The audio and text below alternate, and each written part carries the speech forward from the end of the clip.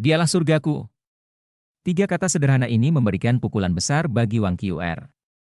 Dia menatap Wang Dong'er dengan bingung, tidak menanggapi selama beberapa waktu. Wang Dong'er merasa sedikit aneh saat dia melihat ke belakang. Apakah aku salah? Tatapan Wang Qiu tiba-tiba berubah lembut. Mungkin kamu benar. Ini mungkin juga alasan mengapa aku tidak akan pernah bisa dibandingkan denganmu di dalam hatinya. Wang Dong'er menggelengkan kepalanya dan berkata, saya kira tidak. Perbedaan di antara kita hanya pada waktu kita bertemu. Saya hanya bertemu dengannya terlebih dahulu, sehingga saya berhasil menempati tempat di hatinya. Jika tidak, Anda pasti bisa mendapatkan ketertarikannya. Mengingat bakat Anda. Jika Anda tidak bisa, dia tidak akan menjadi pria normal. Ketika dia mengatakan ini, Wang Dong'er tidak bisa menahan tawa. Saat dia menatap wajah yang sama namun tampak lebih dingin di depannya, Wang Dong'er berada dalam suasana hati yang sangat damai. Wang Qr mengejek dirinya sendiri. Tidak, kamu tidak mengerti. Faktanya, saya sudah kalah pada awalnya, dan kalah telak pada saat itu. Aku tidak bisa dibandingkan denganmu, apapun yang terjadi. Wang Dong'er tercengang. Saudari Qr, aku akan mengira kamu adalah saudara perempuanku yang telah lama hilang jika bukan karena aku tahu aku satu-satunya anak di keluargaku. Kami terlalu mirip. Wang Qr tiba-tiba menjadi gelisah. Mungkin aku salah. Atau mungkin saya seharusnya tidak melakukan apa yang saya lakukan sejak awal. Tapi, jika aku bertemu dengannya lebih awal, sebelum kamu mengungkapkan identitasmu padanya, aku mungkin punya secercah harapan. Wang Dong'er bingung. Sister Qr, mengapa saya tidak mengerti apa yang ingin Anda katakan? Wang Qr diam-diam menggelengkan kepalanya dan terus berbicara pada dirinya sendiri. Sebenarnya, itu juga karena aku tidak pernah memahami hatiku sendiri. Akan sangat bagus jika saya melakukannya. Atau mungkin aku seharusnya tidak keluar untuk mencarinya. Aku salah, saya selalu salah. Wang Dong'er berhenti berbicara, dan hanya mendengarkan dia berbicara dalam diam. Apakah kamu bingung dengan apa yang aku katakan? Wang Qr tertawa, tawanya membawa nada sarkastik yang aneh. Namun, dia bersikap sinis pada dirinya sendiri. Wang Dong'er sedikit mengangguk. Wang Qr terkekeh dan berkata, tidak ada kebetulan di dunia ini. Apa menurutmu kita akan terlihat sangat mirip jika darah kita tidak berasal dari asal yang sama? Tidakkah menurutmu aku mirip dengan Dewi Cahaya yang dia simpan di dalam hatinya? Wang Dong'er linglung. Saudari Qr, apa maksudmu? Wang Qr berkata, penampilanku berasal darimu. Atau lebih tepatnya, itu datang dari proyeksi dirimu yang terpatri paling dalam di hatinya, dan dia dipenuhi dengan cinta. Itulah alasan mengapa aku mengubah diriku menjadi penampilan ini dan muncul di hadapannya. Namun, aku tidak menyangka bahwa apa yang disebut sebagai kakak perempuanmu itu salah, itu sebenarnya kamu. Proyeksi di dalam hatinya ini sebenarnya adalah representasi diri Anda ketika Anda bertambah tua. Wang Dong'er akhirnya tidak bisa duduk lagi. Dia tiba-tiba berdiri dan menatap Wang Qr, tertegun. Qr, apa yang kamu bicarakan? Kamu. Apakah penampilanmu asli atau palsu? Seringai Wang Qr semakin lebar saat dia berkata, kamu sudah lama meragukanku, kan? Sejujurnya, itu tidak palsu. Itu sangat nyata. Satu-satunya hal yang saya lakukan adalah menetapkan identitas ini. Tahukah kamu kenapa aku menceritakan semua ini padamu? Itu karena aku tiba-tiba merasa egois sekali ini. Saat ini, hanya satu dari kami yang dapat hidup untuk bertemu dengannya lagi. Jika aku bisa membunuhmu, aku mungkin punya kesempatan, betapapun kecilnya, bersamanya. Saya masih bisa meyakinkan dia untuk menerima saya melalui kerja keras saya. Namun, jika saya tidak melakukan ini, saya tidak akan mempunyai kesempatan sama sekali. Maafkan aku, Dong'er. Aku hanya pernah mencintainya dalam hidupku. Saat aku jatuh cinta padanya adalah ketika dia mengabaikan segalanya dan menelan air panas dari mata air matahari yang berkobar. Tahukah kamu bahwa dia hampir mati setelah dia memetik rumput kerinduan patah hati itu untukmu? Saya menyelamatkannya karena ada rumput kerinduan patah hati di dekatnya yang saya petik untuknya. Saya memberikannya kepadanya, jika tidak, dia tidak akan bisa kembali hidup-hidup untuk bertemu denganmu lagi. Cinta adalah hal yang egois dan posesif. Dia mati untukmu di kehidupan masa lalunya, kehidupan yang dia miliki sekarang diberikan kepadanya oleh rumput kerinduan patah hati yang aku petik. Dia seharusnya menjadi milikku. Aku mencintainya, aku benar-benar mencintainya. Senyuman Wang Qiuer berubah menjadi air mata. Dia terus duduk di tempatnya, tetapi air mata sudah memenuhi wajahnya. Wang Dong'er terdiam saat melihat Wang Qiuer menangis.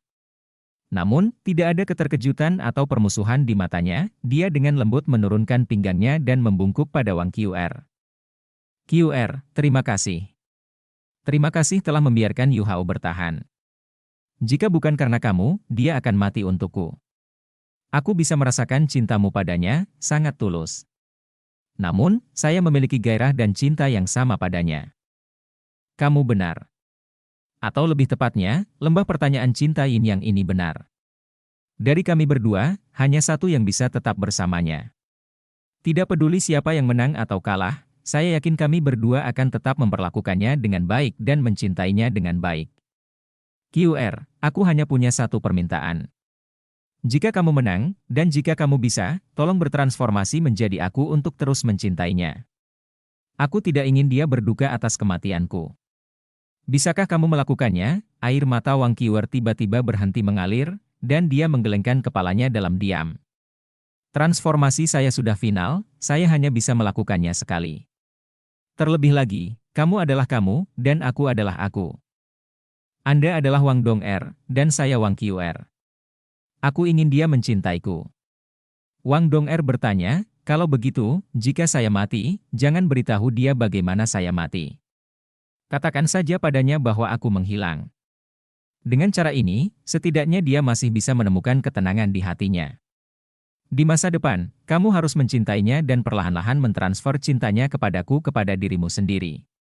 Wang Qiuer membuka matanya lebar-lebar, pupil matanya melebar. Dia meraung, mengapa kamu mengatakan semua ini? Apakah Anda mencoba membuat tekad saya goyah? Bermimpilah, saat dia berbicara, dia bangkit dari tanah. Tombak naga emasnya langsung muncul di tangannya, berubah menjadi seberkas cahaya keemasan saat menembus ke arah Wang Dong'er. Tombaknya sepertinya dikelilingi oleh ular emas yang tak terhitung jumlahnya dan membentuk naga emas besar. Aura dominannya seakan menembus langit dan bumi. Tiba-tiba, segala sesuatu di sekitarnya menjadi redup.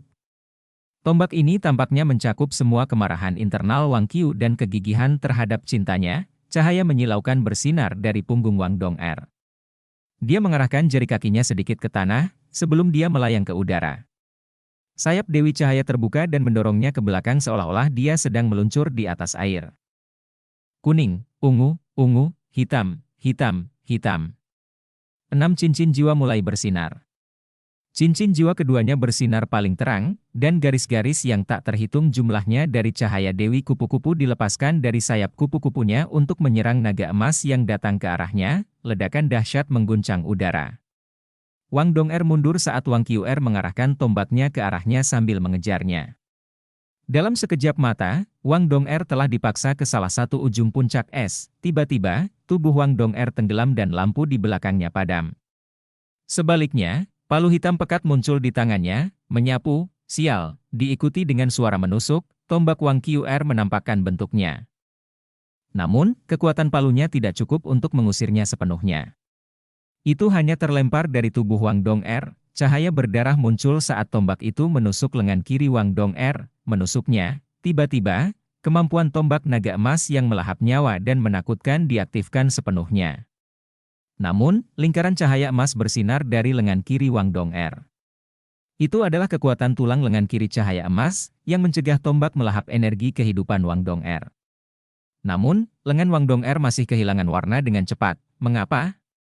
Tatapan Wang Qiuer tajam saat dia menatap Wang Dong'er dengan kejam. Dia tahu bahwa dia tidak bisa melukai Wang Dong'er dengan satu serangan ini mengingat kemampuannya. Meski ada jarak di antara mereka, itu tidak terlalu besar. Meskipun Wang Dong'er tidak memiliki jiwa bela diri tertinggi, dia memiliki jiwa bela diri kembar. Dalam hal budidaya, dia juga tidak kalah. Wang Dong'er tersenyum tipis. Anggaplah serangan ini sebagai pembayaran untuk menyelamatkan Yu Hao. Namun, jangan khawatir, saya tidak akan menyerah dalam pertarungan ini. Sebaliknya, aku tetap akan memperjuangkan kebahagiaanku. Setelah menderita akibat pemogokan ini, saya merasa lebih tenang memperjuangkan kebahagiaan saya. Ayolah, QR. Tunjukkan padaku yang terbaik yang kamu punya. Saat dia berbicara, mata Wang Dong'er berbinar. Matanya yang biru pucat berubah menjadi biru seluruhnya, dan Clear Sky Hammer miliknya menghilang. Sekali lagi, sayap Dewi Kupu-Kupunya muncul. Setelah itu, dia berubah menjadi seberkas cahaya emas kebiruan dan naik ke udara. Wang QR hanya merasakan tombaknya sedikit bergetar sebelum Wang Dong'er melepaskan diri darinya. Setelah itu, seberkas cahaya emas kebiruan melonjak ke langit. Itu adalah keterampilan jiwa keenam Wang Dong'er. Tarian Dewi Kupu-Kupu. Wang Dong'er pernah menggunakannya untuk melawan Yan Feng. Meskipun dia adalah seorang petapa jiwa dan naga tulang, dia hampir dikalahkan oleh tarian Dewi Kupu-Kupunya. Kali ini, Wang Dong'er menggunakannya di awal pertarungan. QR, hati-hati. Saya tidak akan menunjukkan belas kasihan. Suara Wang Dong tiba-tiba bergema. Wang QR sangat marah. Siapa yang butuh belas kasihanmu? Dia berjongkok, sebelum menembak ke atas seperti anak panah emas. Cincin jiwa keenamnya bersinar saat dia melonjak dan melepaskan keterampilan jiwa keenamnya, haus darah naga emas. Dia memutuskan untuk mengadu keterampilan jiwa keenamnya dengan keterampilan jiwa keenam Wang Dong'er. Wang QR seperti dewi perang saat ini, dia memiliki naluri alami untuk bertarung. Ketika dia menyadari ada sesuatu yang berbeda pada Wang Dong'er, dia dengan cepat meningkatkan kekuatan bertarungnya hingga maksimal. Seekor naga emas yang tampak marah melingkari tubuhnya saat muncul. Perlahan-lahan ia naik ke sepanjang batang tombak naga emas. Kekuatan ledakan seketika sepertinya menghancurkan seluruh langit. Wang Dong'er bersinar terang dengan cahaya menyilaukan ketika dia berhenti di udara. Setelah itu, cahaya tersebar, dan tak terhitung jumlahnya. Dewi Kupu-Kupu bercahaya kecil tiba-tiba menyebar, sebelum tiba-tiba mulai menelan Wang QR, tarian Dewi Kupu-Kupu. Ini memang tarian Dewi Kupu-Kupu Wang Dong'er, raungan naga yang nyaring bergema, dan cincin jiwa kelima Wang Qiu langsung menyala. Wang Dong'er segera menggunakan keterampilan terkuatnya. Meskipun Wang QR tidak mengetahui niatnya, dia masih bertekad untuk mengadu keterampilan terkuatnya melawan Wang Dong'er. Kombinasi dari haus darah naga emas dan raungan naga emas adalah pasangan keterampilan jiwa terkuat yang bisa dia bentuk. Naga emas melingkar langsung membesar, dan mulai menutupi seluruh tubuh Wang QR. Matanya kini benar-benar merah, menandakan tanda haus darah. Seluruh puncak es itu diterangi oleh cahaya yang keluar dari tubuhnya. Dewi Kupu-Kupu bercahaya yang tak terhitung jumlahnya bagaikan awan emas kebiruan yang mempesona yang menyinari Wang QR, sedangkan naga emas melingkar menyerbu ke arah mereka seolah-olah sedang mencari cahaya. Ketika kedua belah pihak bersentuhan satu sama lain, naga Wang QR berhenti, dan Dewi Kupu-Kupu bercahaya yang tak terhitung jumlahnya dengan lembut menempel padanya. Mereka tidak berbenturan secara paksa dengan naga itu, melainkan mendarat di atasnya secara bertahap. Ini menggunakan kelembutan untuk menaklukkan kekuatan. Wang Dong'er jelas menyadari bahwa dia akan kalah dari Wang QR dalam konfrontasi langsung, bahkan dengan teknik palu angin pemisah chaotic dari Clear Sky Hammer miliknya. Wang QR tidak akan pernah membiarkan dia memiliki kesempatan untuk melepaskan teknik palu angin pembelah chaotic dengan kekuatan penuhnya. Itulah sebabnya hanya ada satu cara dia bisa mengalahkan Wang QR, menggunakan kelembutannya untuk menaklukkan kekuatan Wang QR. Hanya tarian Dewi Kupu-Kupu miliknya yang mampu menekan Wang QR. Naga emas itu langsung berubah menjadi emas kebiruan saat ditelan oleh Dewi Kupu-Kupu bercahaya. Proyeksi besar berwarna emas kebiruan juga muncul di langit pada saat yang sama. Naga emas itu mulai berubah bentuk saat ia mencoba keluar dari jebakan yang dibuat oleh Dewi Kupu-Kupu bercahaya. Namun, kekuatan ledakan dan aura dominan Wang Qiu terus melemah saat dia mencoba melarikan diri. Melawan Yan Feng, Wang Dong'er telah melepaskan 7 ledakan berturut-turut menggunakan tarian Dewi Kupu-Kupu miliknya. Bahkan dengan kemampuan master jiwa jahat Yan Feng, dia masih perlu menggunakan tubuh sejati jiwa bela diri untuk membebaskan diri. Namun, meski begitu dia masih terluka, tarian Dewi Kupu-Kupu Wang Dong'er hanya mungkin terjadi karena dia dapat mengubah kemampuannya. Dia tidak kalah berbakatnya dengan Huo Yuhao. Bagaimanapun, dia juga memiliki jiwa bela diri kembar. Pada titik ini, Wang QR akhirnya merasakan betapa kuatnya Wang Dong'er. Ledakan. Ledakan pertama terdengar, dan proyeksi besar radian Butterfly Goddess tiba-tiba muncul, menyebabkan Coiling Golden Dragon berubah menjadi emas kebiruan. Boom, boom, boom. 3 ledakan lagi terdengar. Naga emas itu mulai berputar dan memutarbalikkan dengan hebat. Dewi kupu-kupu bercahaya yang mengelilinginya juga berubah menjadi pola emas kebiruan di tubuh Wang Qr. Boom, boom. Ledakan kelima dan keenam terdengar, ledakan mengerikan menyebabkan aura naga emas melemah secara signifikan. Namun, langit tiba-tiba menjadi sunyi saat ini. Proyeksi kupu-kupu emas kebiruan yang muncul setelah ledakan keenam bergema sepertinya muncul di udara. Setelah ini, proyeksi naga emas muncul di bawahnya, dan mulai dengan cepat memasuki tubuh Wang Qr. Weng. Cahaya keemasan yang menusuk seakan menciptakan matahari kecil lagi di langit. Setelah itu, aura mendominasi yang belum pernah terjadi sebelumnya langsung meletus. Cahaya emas kebiruan memudar, dan naga itu akhirnya berhasil melepaskan diri dari pengekangannya, melarikan diri dari pengepungan sebelum ledakan terakhir terjadi. Sosok Wang Dong'er muncul di udara, terbentuk dari kombinasi cahaya emas kebiruan yang tak terhitung jumlahnya. Saat ini, dia tampak sangat pucat, dan lengan kirinya merosot di samping tubuhnya. Namun, cincin jiwa kelimanya juga menyala, dan dia berubah menjadi emas transparan. Ini adalah keterampilan jiwa kelimanya, kepemilikan Dewi Cahaya. Pada saat berikutnya, naga emas yang bangkit kembali berbenturan dengan Dewi Kupu-kupu bercahaya milik Wang Dong'er sekali lagi. Meski sama-sama berwarna emas, keduanya memiliki gaya dan aura yang berbeda. Cahaya keemasan dari tubuh mereka melayang di udara saat mereka bentrok. Dewi kupu-kupu bercahaya milik Wang Dong'er dan naga emas melingkar milik Wang Qr keduanya menghilang. Hanya 2 sosok menawan yang turun dari langit dan secara bertahap mendarat di puncak es. Wang Dong'er dan Wang Qr tampak sedikit pucat. Namun, tatapan mereka sama tajamnya, meskipun mereka hanya berselisih sebentar, mereka sudah mengerahkan seluruh kemampuan mereka, rambut panjang mereka yang berwarna biru bubuk berkibar di udara, dan mereka berdua sangat gigih dan fokus. Tekad mereka menyebabkan puncak es dipenuhi dengan udara yang suram. Saat mereka mendarat, mereka juga mengisi ulang tenaga mereka. Bentrokan mereka berikutnya pasti sama spektakulernya dengan sebelumnya. Bahkan mungkin menentukan siapa pemenang pertarungan ini, namun, langit bersinar saat ini.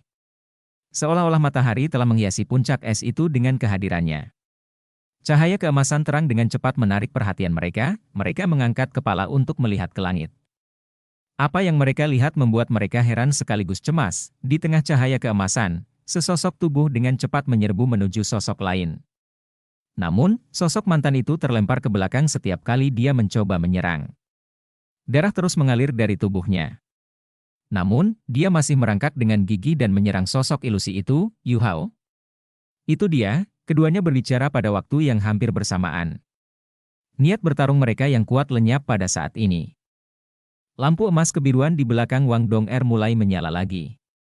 Dia tidak mau repot-repot memulihkan kekuatannya lagi. Sayap Dewi Cahayanya dengan cepat terbuka. Saat dia mengepakkannya dengan kekuatan, dia mendorong dirinya ke arah sosok di udara yang terus dipukul. Wang Qr tidak bisa terbang, tapi ini tidak mempengaruhi pergerakannya. Dia tenggelam, sebelum tiba-tiba muncul seperti peluru meriam. Kekuatan naga emasnya mendorong tubuhnya ke atas menuju sosok orang lain dengan kecepatan yang bahkan lebih cepat daripada Wang Dong'er. Namun, kekuatan mengerikan yang tak terlukiskan tiba-tiba turun dari langit ketika mereka mencapai ketinggian tertentu, menyebabkan mereka terpaksa turun kembali ke puncak es. Tidak. Wang Dong'er berteriak sedih ketika dia melihat Huo Yuhao terlempar kembali, karena karakter Wang Qr berbeda darinya, reaksinya juga berbeda. Dia tidak menangis, melainkan mengertakkan gigi. Dia mengabaikan segalanya dan melompat ke udara lagi. Namun, mereka terlalu lemah dibandingkan dengan kekuatan yang turun dari langit. Semua upaya mereka sia-sia, sosok emas kebiruan perlahan berjalan menuju Huo Yuhao, dan trisula bersinar muncul di tangannya. Tidak. Kali ini, Wang Qr akhirnya berteriak bersama Wang Dong'er.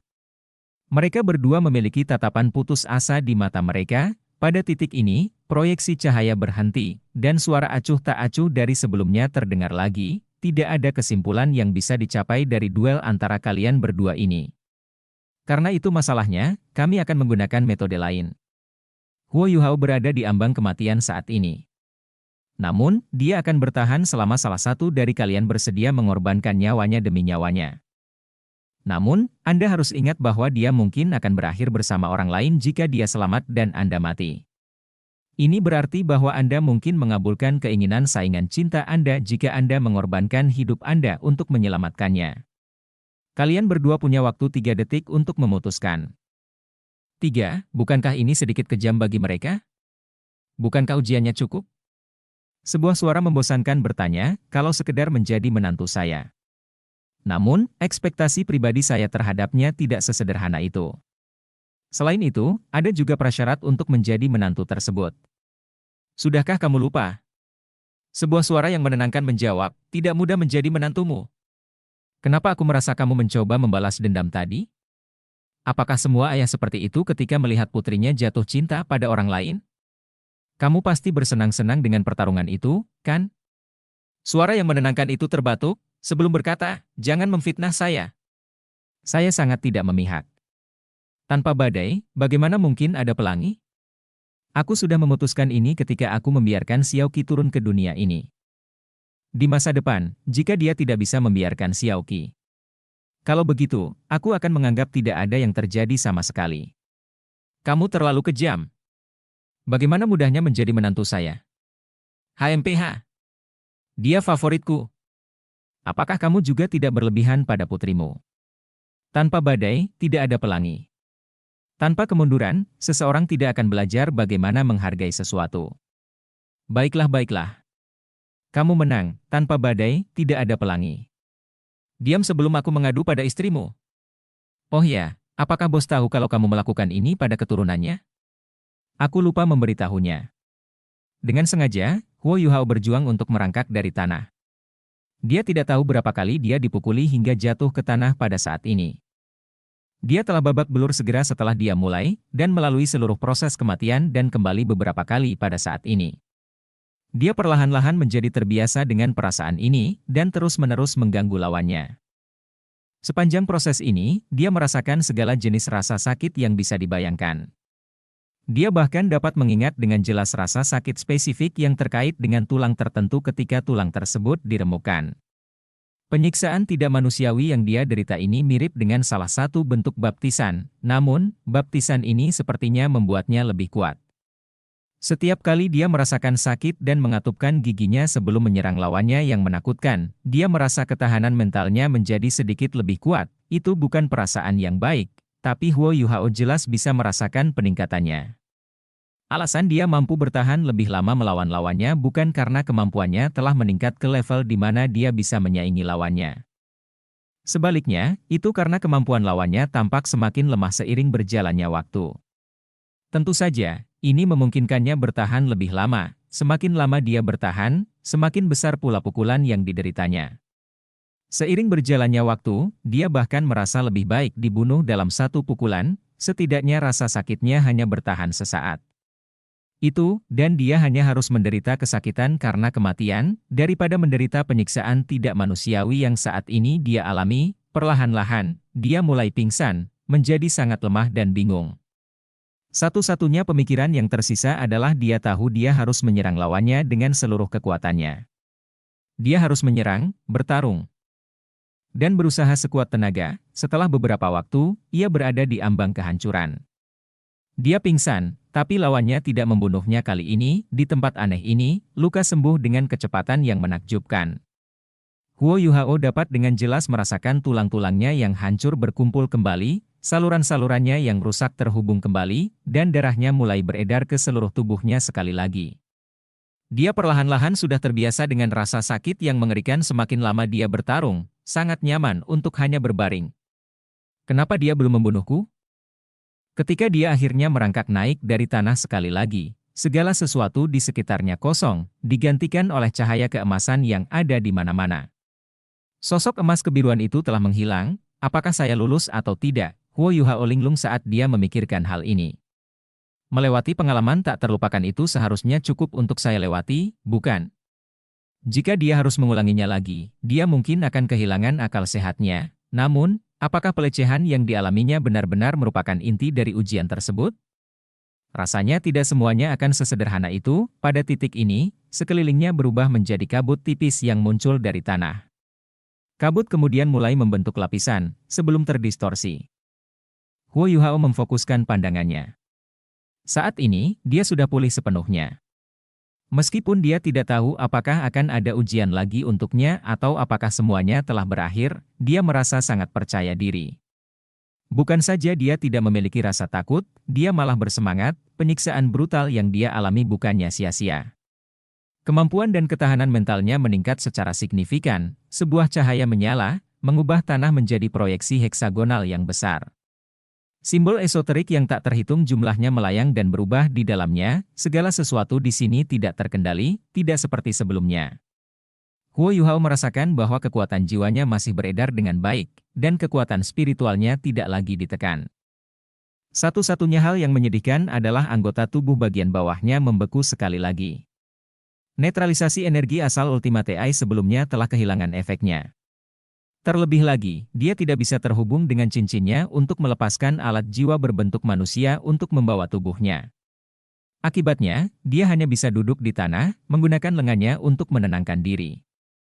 Pada titik ini, dua berkas cahaya keemasan bersinar secara vertikal tidak jauh di depannya. Dua sosok perlahan menjadi jelas dan muncul di hadapannya. Kedua tokoh ini saling mendukung. Seluruh tubuh mereka berlumuran darah saat muncul. Jika bukan karena Huo Yuhao mengenal mereka, dia tidak akan mengenali mereka. Dai Huabin, Julu. Huo Yuhao berseru kaget, Dai Huabin juga melihatnya. Dia mengangkat kepalanya dan berusaha mengangguk. Setelah Huo Yuhao membantu ayahnya sebelumnya, dia tidak lagi memusuhi dia. Namun, ada tatapan sedih di matanya saat ini. Dai Huabin terluka parah, seolah-olah dia baru saja keluar dari tong pewarna. Seluruh tubuhnya berlumuran darah. Namun, dia masih tetap berdiri. Dan menopang Julu dalam pelukannya. Tubuh Julu mengejang, dan dia mengerang dari waktu ke waktu. Huo Yuhao segera mengetahui bahwa ada sesuatu yang salah dengan dirinya menggunakan mata rohnya. Ketika dia fokus pada tubuh Julu, dia sangat terkejut mengetahui apa yang terjadi padanya. Julu berada dalam kondisi yang tragis. Seluruh lengan kanannya bengkok dan tidak berbentuk. Adapun wajahnya, hanya bisa dilihat setengahnya, karena berlumuran darah dan luka, hanya separuh hidung dan satu telinganya yang tersisa. Sisi wajahnya yang tersisa sangat pucat. Dai Huabin, Julu, apa yang terjadi? Huo Yuhao mau tidak mau bertanya. Sangat sulit baginya untuk bergerak saat ini, jadi dia hanya bisa duduk di tempatnya dan menanyai mereka berdua. Dai Huabin berusaha keras untuk berbicara. Dia telah diracuni. Untuk menyelamatkannya. Huo Yuhao mengerti apa yang sedang terjadi. Saat dia melihat luka di sekujur tubuh Dai Huabin, dia tiba-tiba merasa kebenciannya terhadapnya sedikit berkurang. Tidak. Aku tidak bisa melupakan kebencianku padanya.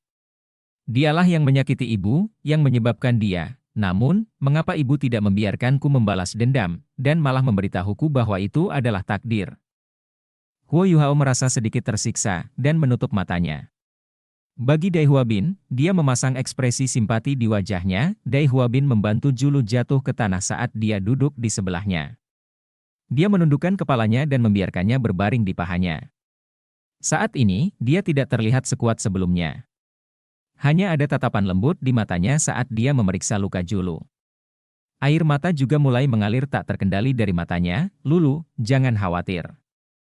Ketika aku memutuskan untuk memotong lenganmu, aku sudah memutuskan bahwa aku akan mencintaimu dan menikahimu sebagai istriku, apapun yang terjadi padamu. Kamu akan selalu menjadi yang terindah di mataku. Aku akan membunuh siapapun yang menyebutmu jelek. Aku akan menjagamu dengan baik. Bahkan jika aku mati, aku akan memastikan kamu tidak terluka. Dai Huabin menangis. Air mata jatuh dari matanya dengan setiap kata yang dia ucapkan. Semua janji di dunia tidak bisa dibandingkan dengan pengalaman kehidupan nyata. Saat dia menantang hidup dan mati bersama Julu, dia hanya berhasil melewati putaran petualangan ketulusannya setelah beberapa kali menghadapi kematian. Dia akhirnya memahami hatinya sendiri, dan apa hal terpenting baginya. Pada titik ini, dua berkas cahaya keemasan bersinar. Huo Yuhao dengan cepat mengalihkan perhatiannya ke dua berkas cahaya ini. Meskipun dia sedang tidak bersemangat karena kondisi Dai Huabin dan Julu. Dia tahu bahwa, dengan munculnya dua pancaran cahaya ini, itu menandakan bahwa Dai Huabin dan Julu telah berhasil melewati putaran mereka. Ini berarti mereka harus bisa meninggalkan tempat ini hidup-hidup. Bagaimana dengan yang lainnya? Beberapa orang yang tersisa semuanya memiliki hubungan dekat dengannya. Mereka adalah teman baiknya atau seniornya. Yang terpenting, ada juga kekasihnya, dua pancaran cahaya keemasan yang baru saja muncul menjadi jelas. Kali ini, dua orang yang muncul berada dalam keadaan yang benar-benar berbeda dari tragedi yang menimpa Dai Huabin dan Julu. Mereka masih berdekatan, tapi mereka saling berpelukan. Su Sanshi tampak sangat senang dan bersemangat. Jiang Nanan yang menggairahkan sedang bersandar padanya dalam pelukannya dengan wajah memerah. Dia memeluk salah satu lengannya dan tersenyum puas. Meski ada noda air mata di sebelah matanya, keduanya memancarkan aura kebahagiaan. Senior ketiga, senior keempat, apakah kalian berdua baik-baik saja? Huo Yuhao buru-buru bertanya, saya hebat. Saya merasa sangat luar biasa. Hahaha. Su Sanshi memandang Huo Yuhao dan langsung tertawa gembira. Namun, dia segera melihat Dai Huabin dan Julu, dan mengerutkan alisnya. Dia melirik ke arah Huo Yuhao setelahnya. Huo Yuhao mengatupkan bibirnya dan berkata, mereka terluka parah. Julu. Su Sanshi dapat melihat semuanya sendiri meskipun dia tidak menyelesaikan kata-katanya. Dia sangat terkejut dengan kondisi Julu saat ini, tidak peduli apa, mereka masih berasal dari akademi yang sama. Dia tidak menertawakan kemalangan mereka, dan dengan cepat menghampiri mereka berdua sebelum berjongkok. Dia perlahan melepaskan kekuatan jiwa Xuanwu yang lembut, di belakangnya, proyeksi ular penyu muncul. Itu tidak lagi cacat, dan tidak perlu diaktifkan dengan paksa. Itu adalah Xuanwu murni, kekuatan lembut air dengan cepat membersihkan luka Dai Huabin dan Julu. Tidak hanya menghilangkan noda darah, tapi juga membersihkan luka mereka, meskipun Su Sanshi tidak tahu cara melakukan perawatan medis apapun. Elemen air murni dari jiwa bela diri Xuanwu miliknya sangat bermanfaat dalam menyembuhkan luka mereka. Setidaknya bisa menghilangkan sisa racun di tubuh mereka. Dai Huabin mengangkat kepalanya, matanya dipenuhi rasa terima kasih saat dia mengangguk ke arah Su Sanshi. Su Sanshi menghela nafas dan berkata, jika kita bisa meninggalkan tempat ini hidup-hidup, kita bisa kembali ke akademi dan mencari seseorang untuk merawatnya. Ada guru tipe penyembuh dan pembantu yang bergelar Douluo di halaman dalam. Mungkin dia bisa membantu menyembuhkannya. Oke.